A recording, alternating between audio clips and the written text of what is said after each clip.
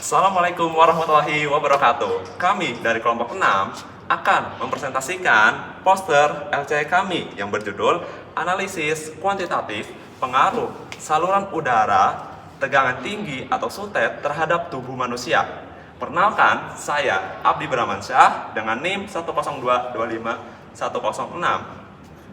Lanjut dari saya. Aku Arisa Tefostrian dengan NIM 102251102. Aku Dwi Ardi Winata dengan NIM 102259092. Saya Asmadenda dengan NIM 102259096. Saya Mardika Chandra Ningtyas 102259098. Saya Elzana Livia Adriani dengan NIM 102251104. Saya Nafisa Livia Ramadhani dengan NIM 102259094. Saya Naura Aziza dengan NIM 102251000. Oke, untuk pendahuluannya akan dipresentasikan oleh Nafisa. Kepada Nafisa dipersilakan.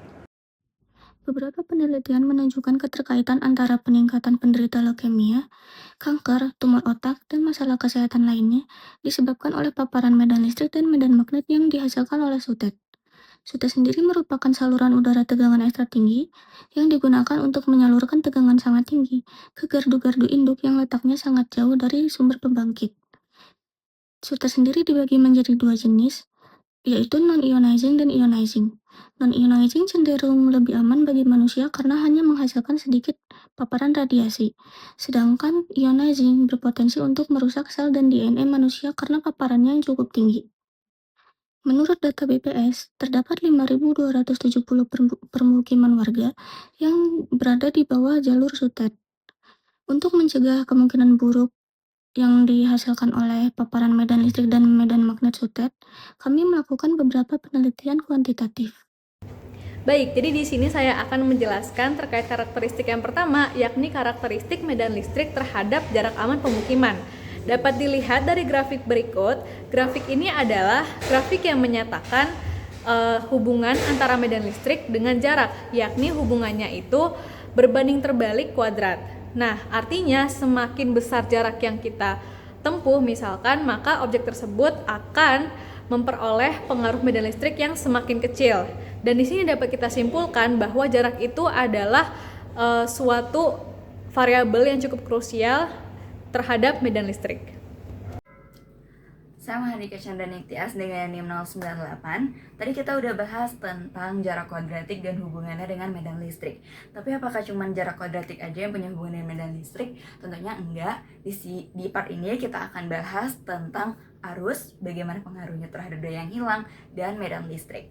Nah, yang pertama, kita tuh harus tahu dulu kalau Kemenkes tuh pernah ngeluarin data bahwasannya SUTET di Indonesia rata-rata itu pakai tegangan sekitar 500 kV. Nah, sebagai asumsi aja nih, misalkan di suatu daerah itu di suatu wilayah atau di suatu daerah itu pakai daya sebesar 1000 megawatt dan punya faktor daya sebesar atau kita sebut cos alpha sebesar 0,8. Kalau kita masukin ke persamaan yang udah kita tulis di poster nih, yaitu P sama dengan I kali V dikali cos A, lalu kita masukin angka-angka yang udah kita dapetin tadi, maka kita akan mendapatkan I atau arusnya sebesar 2500 ampere. Lalu, apa sih hubungan antara daya yang hilang dengan arus ini? Nah, kita sepakat dulu sama-sama kalau misalkan daya yang hilang karena disipasi panas itu sayang banget kalau daya yang hilangnya banyak. Oleh karenanya kita bisa meminimalisir daya yang hilang tersebut. Gimana sih caranya? Nah, kalau berdasarkan persamaan P loss atau daya yang hilang sama dengan I kuadrat dikali R, kita bisa tahu kalau misalkan daya yang hilang itu berbanding lurus dengan kuadratik dari arusnya. Jadi, buat minimalisir daya yang hilang, kita bisa pakai arus yang kita kecilin, cukup dikecilin arusnya aja. Nah, apakah sampai situ aja? No, karena arus yang kecil juga bisa berpengaruh untuk ngurangin medan magnet di sekitar kumparan. Hal ini bisa berhubungan dengan muatan per waktu atau QT, di mana Q itu berbanding lurus dengan medan magnet. Yang selanjutnya akan di-explain oleh teman saya, Nata. Selanjutnya, terlihat jelas bahwa tegangan yang diperbesar memiliki peran penting dalam mereduksi intensitas medan listrik SUTET dan panas di sekitar SUTET. Pengaruh medan listrik ke lingkungan telah mengalami penurunan yang signifikan dibandingkan dengan titik tepat lokasi SUTET. Hal ini ditunjukkan dengan hubungan persamaan E sama dengan KQ per R kuadrat, di mana E itu berbanding terbalik dengan jari-jarinya yang dikuadrat. Nah, oleh karena itu, untuk pemukiman warga itu seharusnya sudah aman dari pengaruh medan listrik di daerah Sutet, karena ya jaraknya semakin jauh maka medan listriknya semakin lemah. Nah, tegangan yang besar juga menurunkan pengaruh medan listrik di lokasi Sutet, jadi tanpa mengorbankan jumlah daya yang disalurkan. Meskipun faktor lainnya tidak dapat disertakan dalam pendekatan ini, pendekatan ini tapi menunjukkan bahwa intensitas medan listrik yang sampai ke lingkungan sekitar pemukiman warga itu berada di titik yang aman. Artinya kayak walaupun ada faktor-faktor lain, tapi yang mempengaruhi tetap bagaimanapun itu adalah jarak dari si Sutet ke pemukiman warga. Jadi maka bisa dibilang dalam perhitungannya lokasi pemukiman warga tuh harusnya udah dalam keadaan yang aman lah. Walaupun ada faktor seperti kayak jumlah kumparan, 3 fasa pada Sutet, ketinggian Sutet, dan lain-lain. Perkenalkan, nama saya Alzenali Ferdriani dengan NIM 102-25104. Di sini saya akan menjelaskan sedikit tentang efek distorsi dan penguatan medan lokal, di mana tubuh manusia yang kita modelkan sebagai bentuk elipsoid yang konduktif ternyata dapat mendistorsi garis medan listrik di daerah sekitarnya. Yang ternyata ini terjadi penguatan medan listrik lokal di bagian puncak kepala. Ini juga yang dapat memicu adanya arus listrik dengan internal yang kecil yang ada di dalam jaringan tubuh manusia. Lalu terjadi penguatan medan listrik lokal sebesar 3 hingga 15 kali lipat. Yang ternyata penguatan medan listrik lokal inilah yang memicu adanya arus listrik dengan internal yang sangat kecil di dalam jaringan tubuh manusia. Ya, jadi dengan pendekatan elipsoid bentuknya seperti ini dapat menunjukkan kalau terjadi penguatan medan listrik di bagian jari-jari yang memiliki kelengkungan terkecil, ya, atau di bagian kepala. Nah, akibatnya terjadi arus listrik internal karena beda potensial. Namun, pendekatan ini masih banyak kekurangannya karena tidak mempertimbangkan faktor-faktor lainnya seperti faktor lingkungan, faktor bangunan, dan faktor arus listrik yang mengalir di setiap bagian tubuh manusia, ya. Sehingga pada kesempatan selanjutnya mungkin kami bisa menggunakan pendekatan lain, yaitu pendekatan voxel yang bisa menunjukkan hasil yang lebih akurat.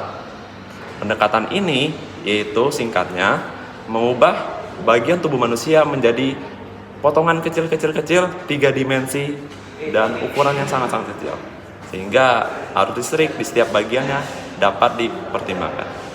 Setelah sebelumnya teman saya menjelaskan mengenai karakteristik medan listrik berdasarkan jarak aman dan efek distorsi tubuh dan penguatan medan lokal, di sini kami akan menjelaskan mengenai karakteristik rapat arus induksi dan arus total ke tanah. Jadi penguatan medan listrik di area permukaan kepala seperti yang teman saya jelaskan sebelumnya, selanjutnya akan menginduksi aliran arus listrik bolak-balik di dalam jaringan biologis tubuh. Besarnya rapat arus induksi di dalam jaringan sangat dipengaruhi oleh frekuensi sistem tenaga listrik, permitivitas medium, serta faktor penguatan geometri tubuh manusia itu sendiri, atau dapat dirumuskan melalui persamaan berikut. Dalam model ini digunakan frekuensi sebesar 50 Hz sehingga diperoleh frekuensi sudut sekitar 314 radian per detik. Nilai permitivitas ruang hampa sebesar 8,854 kali 10 pangkat min 12. Di sini kami mengasumsikan faktor bentuk tubuh manusia sebesar 18 dan faktor J sebesar 1. Di sini juga kami menggunakan besarnya medan listrik Sutet sekitar 5000 volt per meter. Dari hasil perhitungan diperoleh nilai rapat arus induksi sekitar 14 mikroampere per meter kuadrat. Estimasi rapat arus induksi yang diperoleh sangat kecil dan berada di batas aman rapat arus listrik pada frekuensi 50 Hz, yaitu sekitar 2 mA per meter kuadrat. Yang artinya berdasarkan estimasi model ini, paparan medan listrik dari Sutet masih berada jauh di bawah ambang yang dianggap berisiko bagi tubuh manusia. Selanjutnya, mengenai arus total ke tanah akan dijelaskan oleh Satya. Setelah rekan saya tadi Naura menjelaskan tentang bagaimana sih karakteristik rapat arus induksi yang masuk ke organ tubuh manusia, di sini saya akan menjelaskan lebih lanjut tentang bagaimana karakteristik arus total yang menembus ke permukaan tanah. Hubungannya apa? Korelasinya apa? Mungkin akan timbul suatu pertanyaan seperti itu. Nah, saya akan intermezzo dengan materi yang sebelumnya, di mana Naura mengatakan bahwa estimasi nilai rapat arus listrik yang dihasilkan oleh sutet di Indonesia dengan kekuatan medan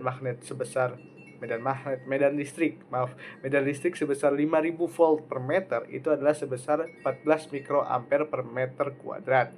Ini merupakan nilai yang sangat-sangat kecil, bahkan lebih kecil dari nilai batas aman minimal yang diberikan, yaitu sekitar 2 miliampere per meter kuadrat dengan frekuensi gelombang listriknya sekitar 50 Hz. Oke.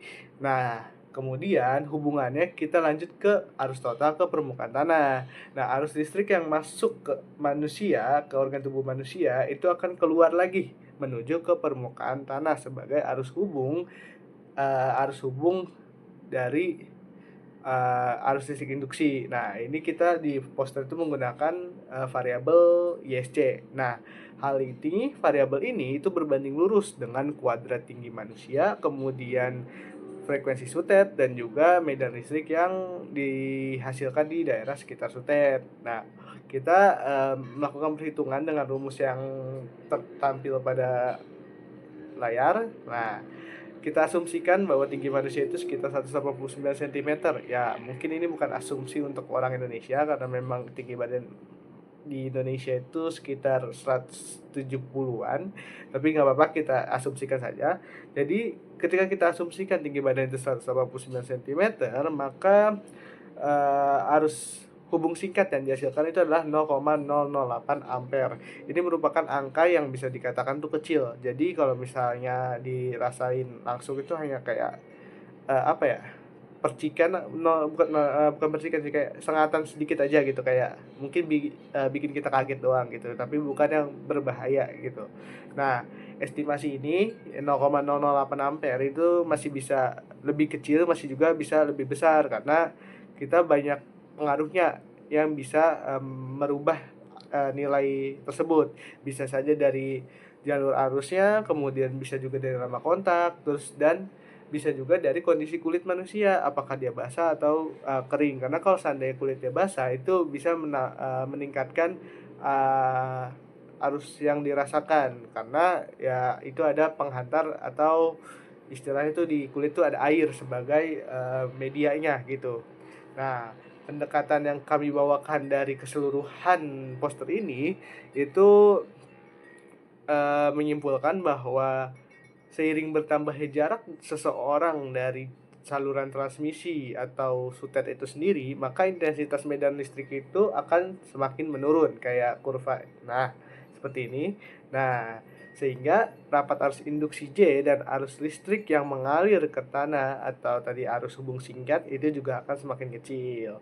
Oke, mungkin itu saja penjelasan dari kami terkait poster LCK. Oke, jadi seperti itu untuk presentasi poster LCK kami yang berjudul Analisis Kuantitatif Pengaruh Saluran Udara Tegangan Tinggi atau sutet terhadap tubuh manusia. Semoga analisis ini dapat memberikan manfaat kepada kita semua.